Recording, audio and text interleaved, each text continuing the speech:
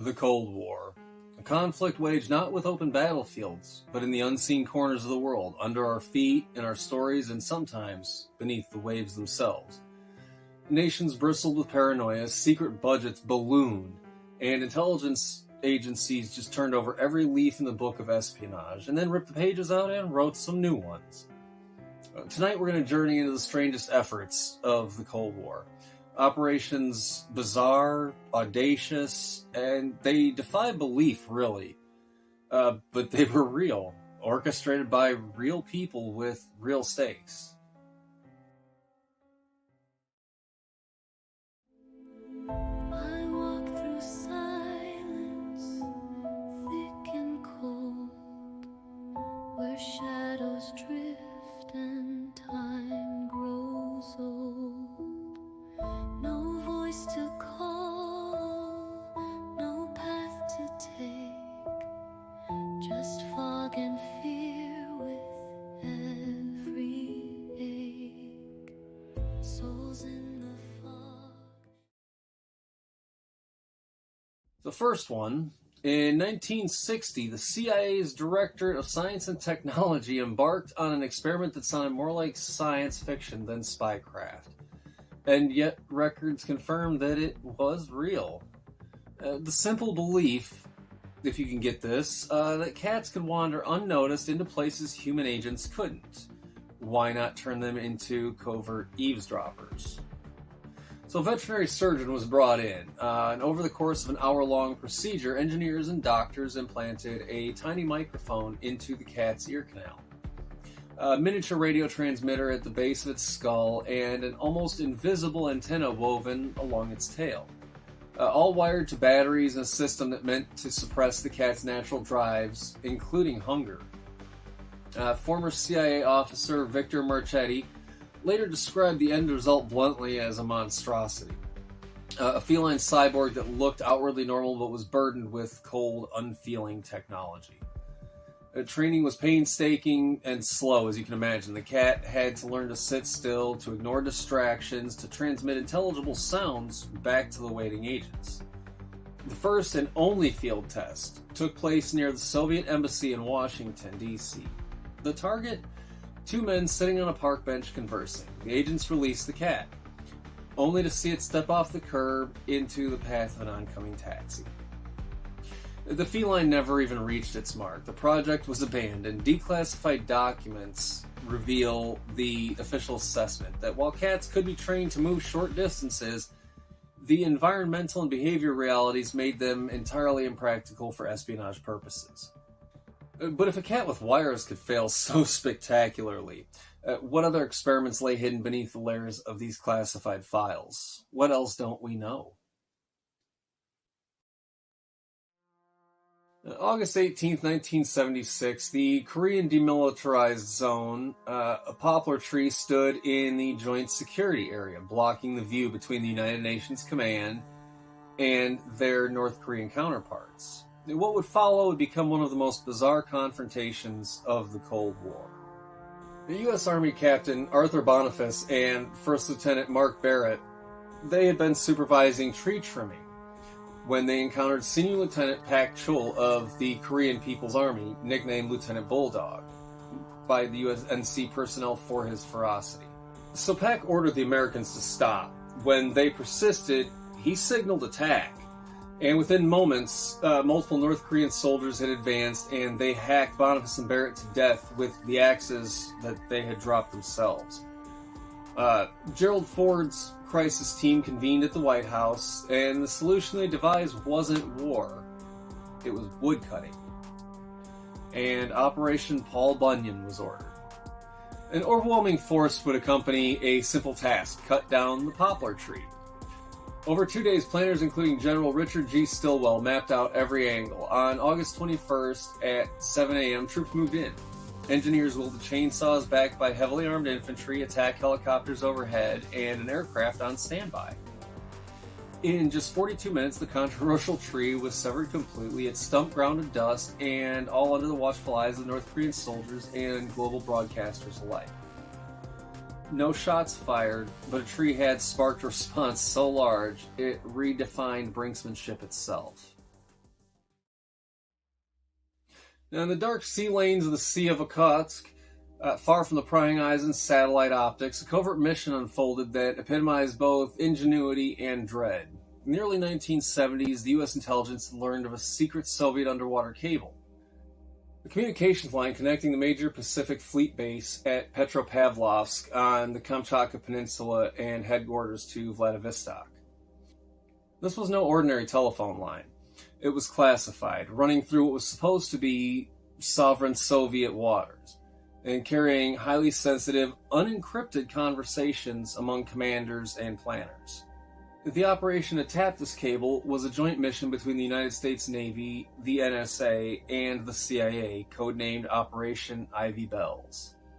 In October 1971, the specifically modified submarine USS Halibut was sent into prohibited depths. Most of the sailors on board didn't know the true purpose of their mission, only that they were to recover missile debris as cover.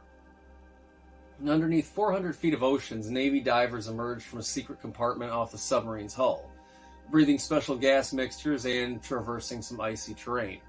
Not unlike a moonwalk, but under crushing pressure instead of a vacuum. Their target was a 20-foot-long tapping device that would wrap around the Soviet cable without penetrating its casing, recording every pulse of communication for later retrieval.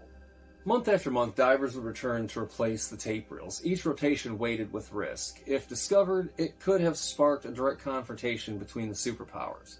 But Operation Ivy Bells was betrayed from within by NSA analyst Ronald Pelp. Deeply in debt, he walked into the Soviet embassy in 1980 offering secrets, including details on this undersea project. And the Soviets waited months before acting, eventually recovering the device under a Soviet salvage vessel. The tap was lost, but the operation remained one of the most audacious intelligence coups of the Cold War. A world of silence, thousands of feet below the surface, one spread secrets until betrayal surfaced them all.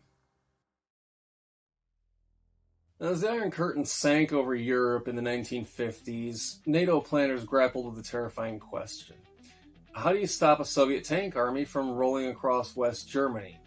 For some military engineers in London, the answer was a nuclear landmine. Codenamed Project Blue Peacock. Originally Blue Bunny and at one point Brown Bunny, the British Army project was conceived in the early Cold War as a tactical nuclear landmine to be placed along key invasion routes. The mission: detonate if Warsaw Pact forces cross into West Germany, creating both destruction and radioactive contamination to halt or slow anybody's advance. The project was developed at the Royal Armament Research and Development Establishment at Fort Halstead in Kent beginning around 1954. By mid-1957, the British Army had ordered 10 of these massive devices. And each of these devices roughly weighed about 7.2 tons. But a bizarre technical problem emerged: the frigid soil of North Germany. Analysts discovered that if a mine sat buried in winter, its internal mechanisms could freeze, potentially rendering it useless when it's needed the most. Engineers explored solutions like insulating blankets, internal heaters, even wiring in the electrical heaters themselves, and then someone proposed a truly unusual idea. In 1957, documents now held in Britain's National Archives show scientists discuss sealing live chickens inside the mine casing with a supply of food and water to keep them alive for about a week. The bird's body heat, was calculated, might generate enough warmth to keep the delicate electronics within to keep them in operational range. Yeah, real live chickens. I don't know what's with these people. Placed inside shelters in a nuclear mine to radiate heat, and likely starving or dying before detonation would ever occur. This outlandish detail led a lot of people, when the files were first declassified in 2004, to assume that the story was a joke, until officials confirmed that indeed it was not. As Tom O'Leary, head of education at the National Archives, dryly noted, the civil service does not do jokes.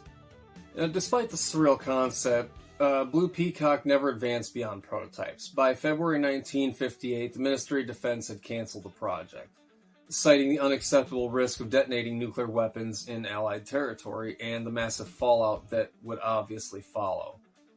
But even if it never detonated, Blue Peacock stands as a testament to the lengths that the Cold War planners were willing to go. and the strange and unusual dark corners that fear and invention would take them. Now, Cold War psyops weren't always about leaflets or broadcasts near the divided borders of Europe and Asia. Both sides experimented with techniques designed to unnerve, disorient, and psychologically dominate their opponents.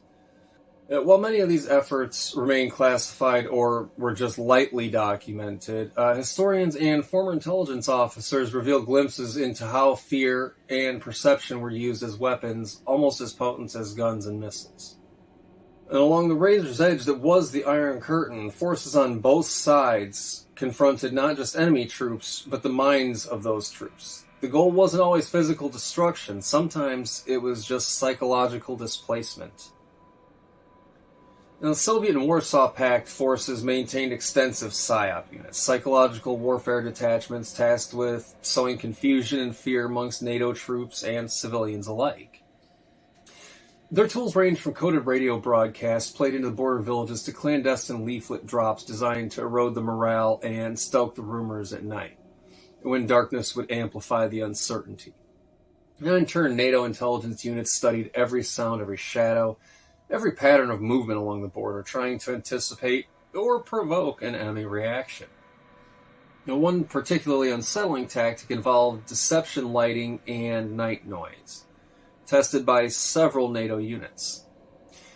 Aircraft and ground units equipped with early night vision and infrared gear would simulate troop movements, creating illusions on the ground, spectral silhouettes, impossible vectors of motion, and noises that seemed to emanate from just nowhere. And all recorded through infrared imaging systems and broadcast over enemy frequencies later as evidence of ghostly incursions. Now, while specific Cold War PSYOP operations like this remain difficult to pinpoint in declassified sources, techniques combining night vision, illusions, the misinformation, and psychological pressure were developed under broader PSYOPs doctrines and experimental units in multiple NATO and Warsaw Pact militaries.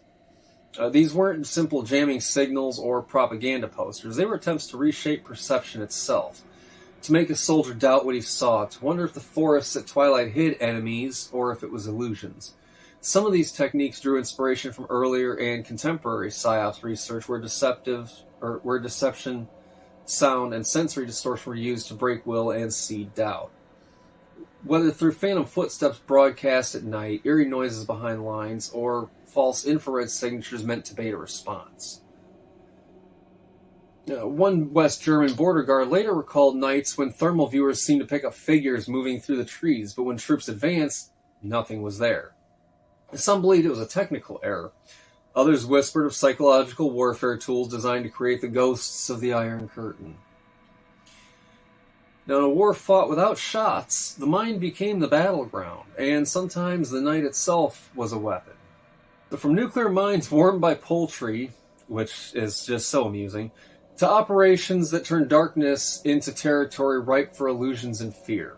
The Cold War was a clash of technology, psychology, and a lot of imagination. These stories, bizarre, unsettling, and real, reveal a conflict that extended far beyond borders, into the very nature of how humans perceive their reality under threat. And even now, in declassified files and veterans' memories, these plans whisper their own legacy of war, not just fought with weapons, but with ideas, with fear, and the infinite gray between the light and the shadow. So I hope you enjoyed this one. I really stumbled my way through and just was tongue-tied over half of this. But there's a lot of food for thought in here. The strange nature of their experiments and projects by everybody, really. Not just the CIA and the KGB, but everybody around the world was doing all this weird shit. And it still goes on today. There's a lot more PSYOPs out there, and you never know which ones are real and which ones are just something that somebody made up.